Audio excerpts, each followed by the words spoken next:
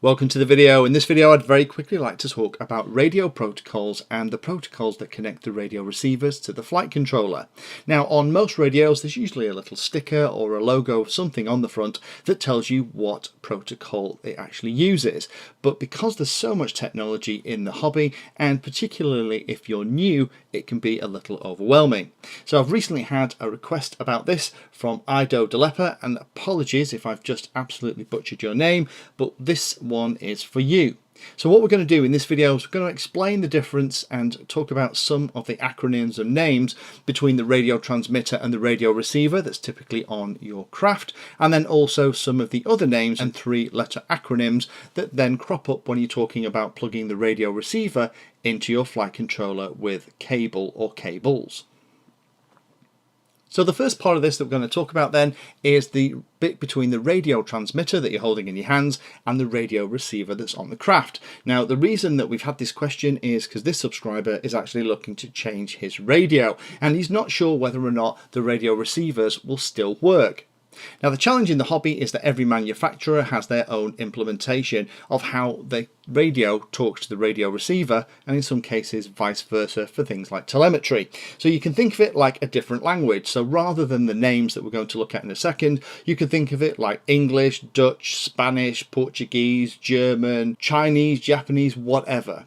And you have to be able to have the same language on both the radio transmitter and the radio receiver for them to be able to talk to each other. So let's put a couple of names on the slide, and these are the kind of things that you'll typically come across. So you have things like the ACCST. You commonly find that stuff on things like the Tyrannuses, and FASST technology use that.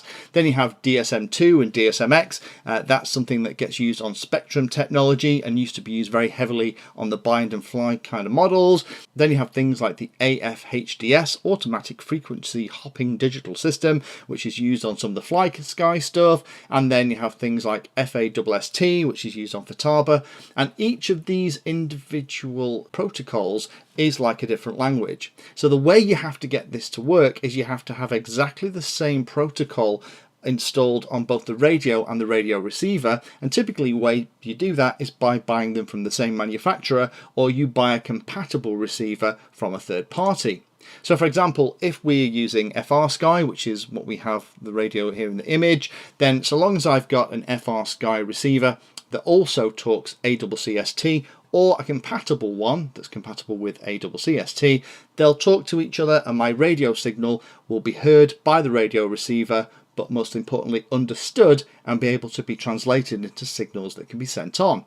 If, however, I change my radio and don't change my receivers, if I had all of my Spectrum kit and I threw that away and got the Tyrannus radio, then unfortunately the Tyrannus radio will not bind natively to that radio receiver because they're talking a different language. Now there are modules starting to come out now that will talk multiple protocols, so not only will they talk ACCST, but they'll talk DSM and some of the others that we've already looked at, and you can select that in the module, but most radios will only have one protocol that they'll talk, or maybe a family of protocols, like for example the Spectrum technology, DSM2 and DSMX are all kind of interchangeable so long as the radio can handle all of them. Then we have the other side of the equation. So that's one side where we're looking at the radio transmitter and the radio signal link to the radio receiver. And then you have another group of names and 3- and 4-letter acronyms that you crop up when you're talking about how the radio receiver talks to the flight controller. And those are the things like PPM, SBus, PWM, and iBus. Now we already have a number of videos that talks in detail about what those are, but those are the ways that the radio receiver then sends those signals that it's heard from the radio, because it's talking the same language, down copper cables into the input pins of the flight controller itself. Now PPM and SBus are a single wire connection, but there's actually 3 wires in that connection. One is a +5 volts, one's a ground, and the other one's a signal pin. And that single signal pin sends all of the channels, one after the other, into the flight controller. Then you have PWM, where you have one cable for each of the channels, so your throttle, elevator, aileron, rudder, modes, and whatnot. And then you have some other new ones that are starting to come along, like things like iBus, which FlySky uses, So it's not a definitive list, but that's where those bits live. They live on the other side, and they're how the signal is sent along the physical connection between the radio receiver and the flight controller.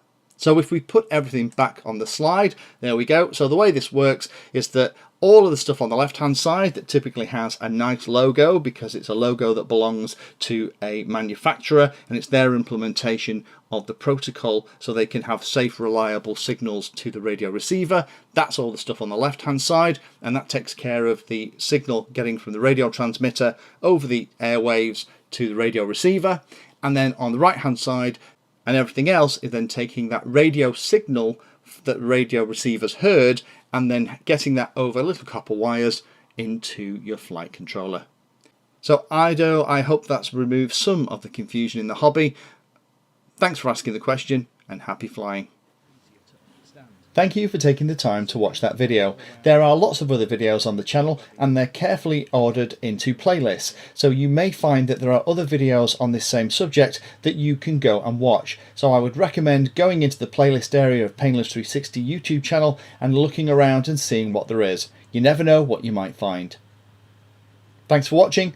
Please like, subscribe, and happy flying.